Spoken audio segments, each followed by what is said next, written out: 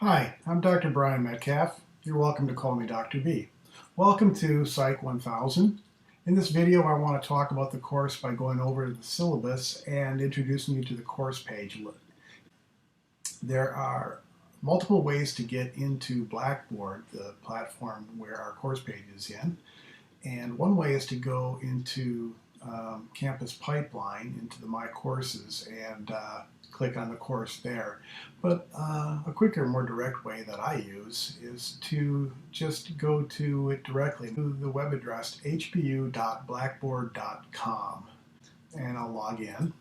So let's go into the course page, and you'll get dumped into this announcement page by default every time. Now, I'll be periodically posting announcements, and I typically will have them simultaneously be posted here and go out to your HPU email address. But usually after that, you'll typically be going into the course modules. But since this is our first time in, let me show you some other things here. You can go to the course information link here and find some quick things about the course.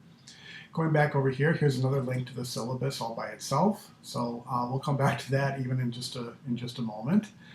There's a calendar. You can see when due dates and other things are for this course and any other courses that you're registered for.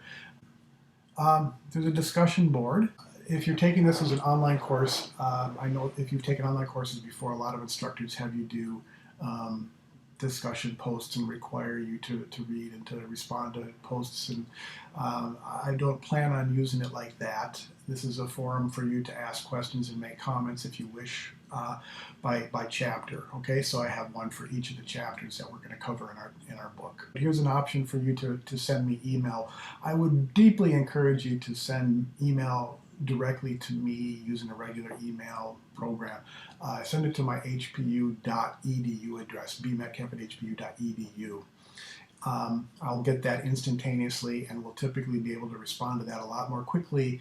This email, unfortunately, in Blackboard does not get auto-forwarded to that email. It sits here and waits for me to find it and read it and respond. There's, again, an optional textbook stuff link here. And again, that's optional, all right? This is some free content that came to us that you're welcome to use from the publisher of your textbook, which I'll mention in just a second. And I'm not gonna require it. If I find something there that's useful, I'll direct you to it. But I have no plans to make anything in here required. So like I said, about 90% of the time, you're going to be going into this course modules location here, and we're going to work our way essentially down this list, item by item, folder by folder. The first thing I want you to do, if you haven't already, is to jump into the introductions folder and take a look at what's there. I'll come back to that in just a second here. Let's just finish going down this page. I will have more to say about this My Heroic Imagination presentation project assignment of yours in just a moment. And there's details in there inside of that folder. And this is where you will do that assignment, perhaps. I will be talking about this research experience requirement that we have, and this is where you will do that during the semester. And then there will be modules for each chapter. So the first and only one that you can see so far is chapter 1. As we go through the chapters, typically at a pace of about 1 per week, except for exam weeks, as you'll see, we'll have a new module open up. Okay, so right now you only see the first chapter's module, but as this reminder says, there will be more modules appearing just about weekly. Okay.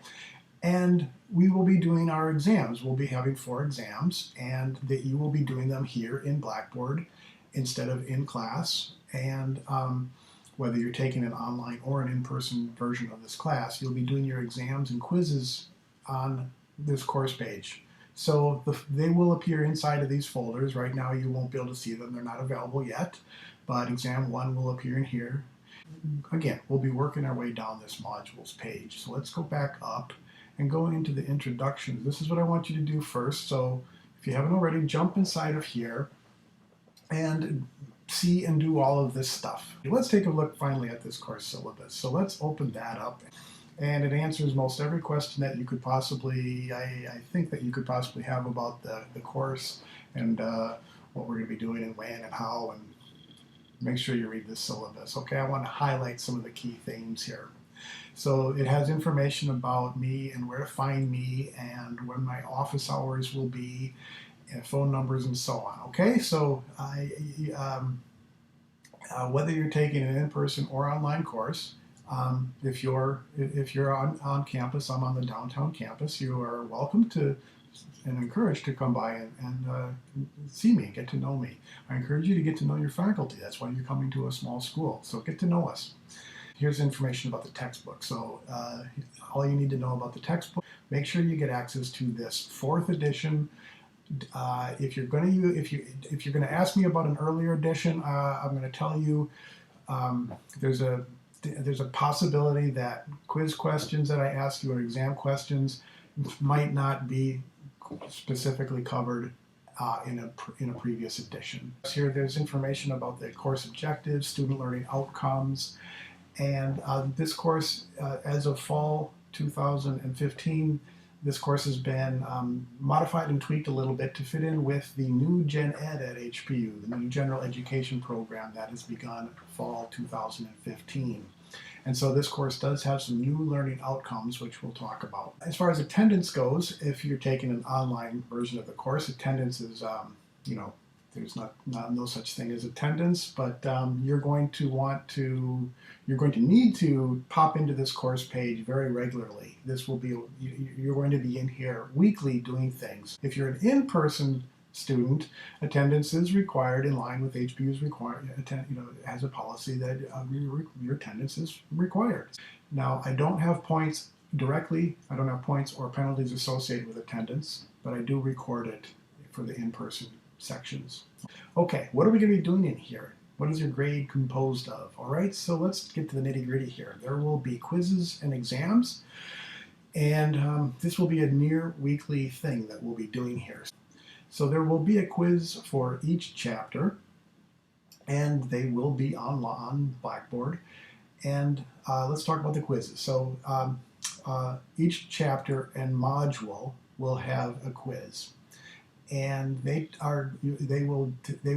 consist of 20 multiple choice questions from the textbook, and they will typically be due by 5 p.m. on Fridays. Check each quiz to see when its due date is. With holidays, we have some that are due we have 1 or 2 that are due at different times, but the folder for each quiz tells you what's due and when.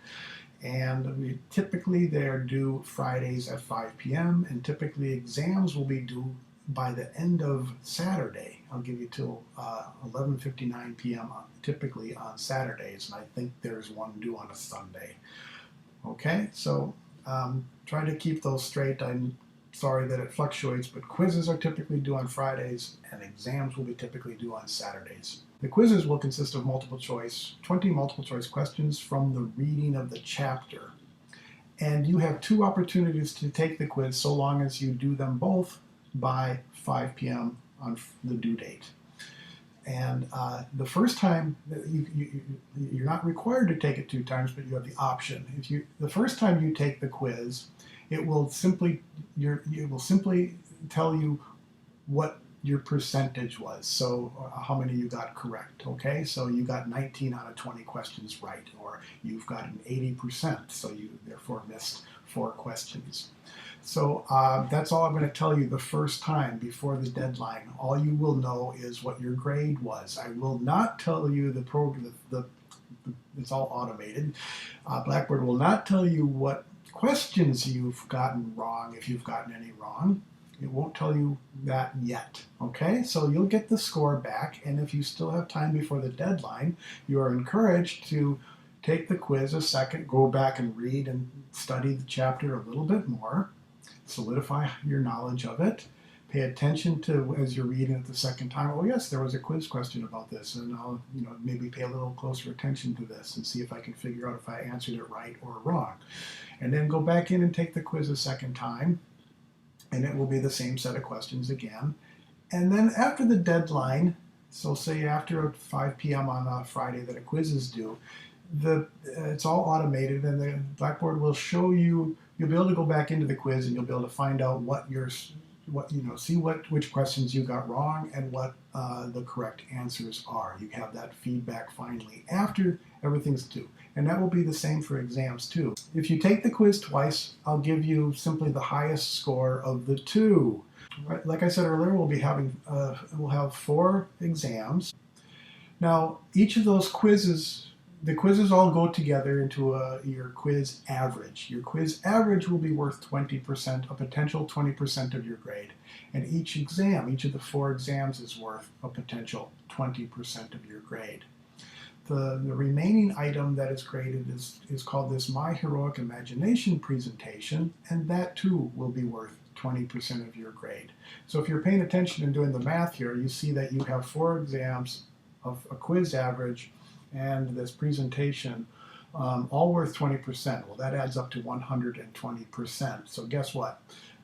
Of the 4 exams, everybody has to do the presentation. Okay, that won't be optional. Okay, that's required, 20% of your grade. But for the remaining of the remaining items of the four exams or quiz average, at the end of the semester, whichever of those is lowest won't be counted, will be thrown out. Okay? Right? The remaining thing is this Heroic Imagination presentation project. I will have a bit more to say about that as the semester unfolds, and there is already some information in the course page. You can read more about it, but very soon we're going to be learning about one of my heroes, Dr. Philip Zimbardo.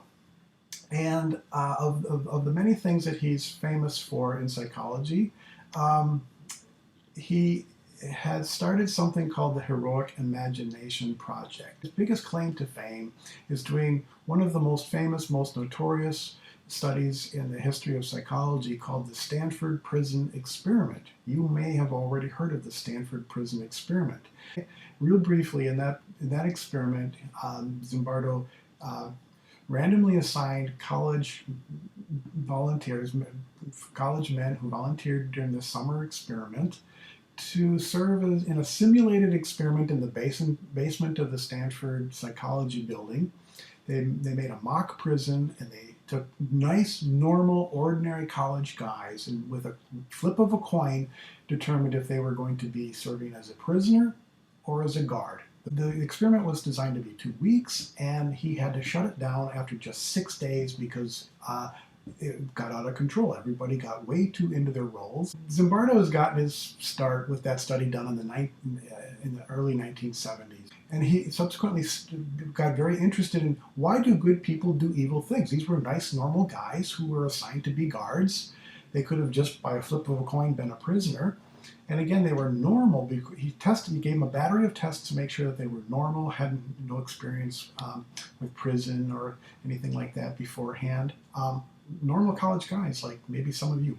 And within just a few days, some of them within 36 hours, became so wrapped up in their role, did evil things. Zimbardo himself did evil things in his role as a superintendent during this project. So he studied evil for a number of years. How do bad situations produce bad behavior, what in good people? Okay. Well, eventually he got more interested in the opposite. The situations that bring out evil in some people? Why are some people heroic? Why are some people resistant to the pressures that make people behave poorly or evil? So one of the things he started in recent years is this Heroic Imagination Project. He recognized that we can't just wait around for heroes to just pop out. We need to study them. Psychology has studied evil extensively, but nobody was studying heroes. Why do some people do good things in the face of what makes other people do evil? So, we study it now, and we recognize that we can't just leave this to chance. We need to train people to be heroic. So that's going to be our mission, to become more heroic. We'll have conversations about what it means to be heroic, and and then I want you to do a presentation about it. So there are 4 primary student learning outcomes in this course for the new Gen Ed that we're starting in the fall of 2015. We're going to be talking, one of our outcomes is to increase and better develop your skills at critical thinking, which psychology is all about. Problem solving is another learning outcome. So psychology is all about problem solving. And then 2 that are maybe not, you don't necessarily think of psychology perhaps when you think of these learning outcomes. We want to help increase your oral and your visual communication skills. So to that end, we're going to be doing these presentations. Your assignment is going to be to think about what heroism means to you, and I want you to come up with some sort of presentation to do. Now, if you're an in-person student, you have an option to arrange with me to do a presentation in class, a brief 4 to 8 minute presentation. All of these assignments are to do something in 4 to 8 minutes. Okay, and it will need to involve some visual communication component and some sort of oral communication. Okay. Read over some of the material that I have in the folder and here in the syllabus about this. I give a few ideas about things that you might choose to do, and I am very eager to find out what you come up with. I want you to be very creative in coming up with your oral and visual presentation, your 4 to 8 minute presentation. There are the components of the graded components. Now, I need to talk about one other requirement. This is not a graded requirement, but it has a potential penalty of failure to engage in this. And this is called the Research Participation Experience Requirement. One of the other goals that we have in this course is to explore how psychology is a science and a research endeavor. And I want you to get some experience with the research endeavor part of this field. Now, there are going to be multiple ways that you can satisfy this requirement. You're going to be required to earn what our department calls 6 credits. You need to earn 6 credits, and the most typical way for you to earn the credit, the way that I'm strongly encouraging you to earn your credits, is by participating in ongoing research projects within the department. And so here's a typical way to earn credits. We have a website called SONA, which you'll be learning more about in the syllabus here and on the course page. I have a whole folder there. In fact, let's go take a look at that. And into the Research Experience Requirement folder. I was just talking about the Heroic Imagination Project folder. There it is with more details. So go check out the content there. But right now, Research Experience Requirement, when you go inside here is a video of me explaining this in more detail. So watch that. That's one of your assignments, to watch that. Okay, so that's all I'm going to say right now about that. Watch that video. You need to earn those 6 credits before finals begin. By the last day of class, you need to have your 6 credits earned one way or another. There will be a grade deduction if you don't have them completed. Okay, so up to 10%. So if you fail to do this requirement, if you sadly fail to complete your 6 credits, any of your 6 credits, I will have no choice but to deduct 10%, 1 letter grade off of your grade. Okay, so what does that mean? If there's 6 requirements, there's 10 possible percentage points, so it's about 1.67% for each credit. So I'm going to have to deduct 1.67% off your final course grade, for each of the 6 credits that you failed to earn. Okay, so everything you need to know is in that Research Experience Requirement folder, and most everything's in that video that I'm chasing you to go watch. Okay, so read the rest of the syllabus. Here's a tentative outline. As you'll see, we're going to be going through the 10 chapters, a chapter about every week, except for exam weeks, and we'll have an exam that week, and so on. I see a typo. Gee whiz, I just missed. This is fall semester, and I forgot to take out spring break. Don't get your hopes up. We don't have spring break during the fall. Oops. Okay, oops. Read through the syllabus, and there you go. This is your video syllabus. I'm greatly looking forward to interacting with you this semester, whether online or in person. For all of you online students who are on island, I hope I will have an opportunity during this semester, if I don't know you already, to meet you and get to know you. Please get to know your faculty. If you're taking my class in person, well, I'm looking forward to seeing you every week. And again, I want to invite you to come get to know me as well. Let's go have a coffee. Let's have some lunch.